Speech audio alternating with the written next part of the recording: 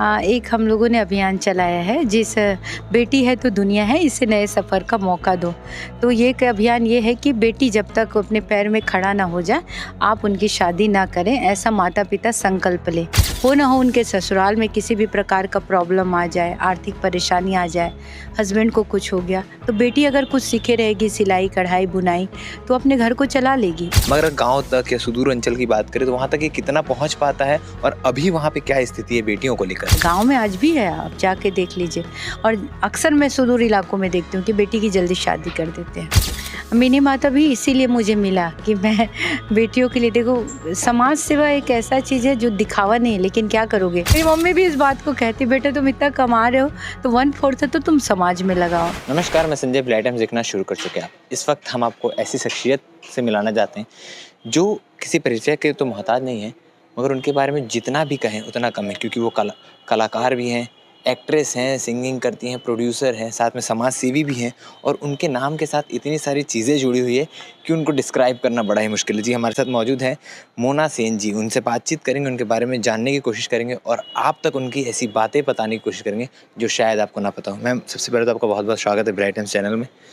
Ma'am, recently की बात करें तो आपने अभी एक golden book of world record बनाया है, उसके बारे में थोड़ा बता दीजिए, क्या अभियान था और इसके पीछे की सोच कहाँ से आई?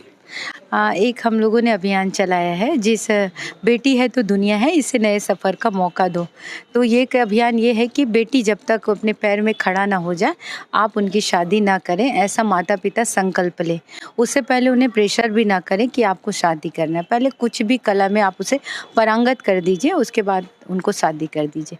तो ये पूरा एक हमारी टीम थी जिसके लिए अपन बैठे थे। फिर मैंने ये बात अपनी टीम के साथ रखा कि मैं जब गाँव में जाती हूँ भैया, तो देखती हूँ कि बेटियों की जल्दी शादी कर देते हैं और एकदम जल्दी शादी कर देते हैं, फिर उनके बच्चे पैदा हो जाते हैं, तो क्या बेटी पूरा संभल पाए रहती है या नहीं। तो उनको कम से कम कुछ सिखाने के बाद अगर शादी करे, हो ना हो उनके ससुराल में किसी भी प्रकार का प्रॉब्लम आ जाए, आर्थिक परेशानी आ जाए, हस्बैंड को कुछ हो गया, तो बेटी अगर कुछ सीखे रहेगी सिलाई, कढ़ाई, बुनाई, तो अपने घर को चला लेगी। अगर वो कुछ भी नहीं सीखी बाय द वे, तो क्या करेगी, बर्तन मांजेगी, इसके अलावा क्या कर सकती है। तो इसलिए मैंने कहा कि गाँव-गाँव में जाते हैं, घर-घर नहीं पहुँच पाते हैं, तो घर-घर के लिए फिर ऑनलाइन themonasen.com करके एक वेबसाइट हम लोगों ने बनाया। उसमें एक फॉर्म फिलअप करवाया जिसमें माता-पिता स्वयं संकल्प लेंगे कि हम अपनी बेटी को सक्षम बनाएंगे, स्वावलंबन बनाएंगे, उसके बाद उनकी शादी करेंगे। मैम, क्योंकि हम लोग शहरी क्षेत्र में रहते हैं तो टीवियों के माध्यम से ये देख के संतुष्ट हो जाते हैं, चलो बेटियों के नाम पे आयोजन हो रहे हैं जी। या उनके बारे में सोचा जा रहा है, मगर गांव तक या सुदूर अंचल की बात करें तो वहाँ तक ये कितना पहुँच पाता है और अभी वहाँ पे क्या स्थिति है बेटियों को लेकर? हाँ, गाँव में ही तो मैंने देखा है कि गाँव में, मैं तो अभी भी कहती हूँ कि भई ऐसा उन लोग को योजना बना दो सरकार, आप उनको ऐसा कुछ जो नहीं होता है कि लोन वगैरह, कि वो अपनी बेटियों को अच्छे से कुछ वो कर सके। लेकिन सामाजिक पृष्ठभूमि को देखते हुए या माता-पिता को कुछ प्रॉब्लम रहता होगा, इसलिए वो अपनी बेटियों की जल्दी से, गाँव में आज भी है, आप जाके देख लीजिए। और अक्सर मैं सुदूर इलाकों में देखती हूँ कि बेटी की जल्दी शादी कर देते हैं। मैम, आप समाज सेवी हैं, इन सारे मुद्दों को अच्छे से उठाती हैं। आपको मिनी माता अवार्ड भी मिला हुआ है, उसके पीछे की क्या कहानी है? मिनी माता भी इसीलिए मुझे मिला कि मैं बेटियों के लिए, देखो समाज सेवा एक ऐसा चीज़ है जो दिखावा।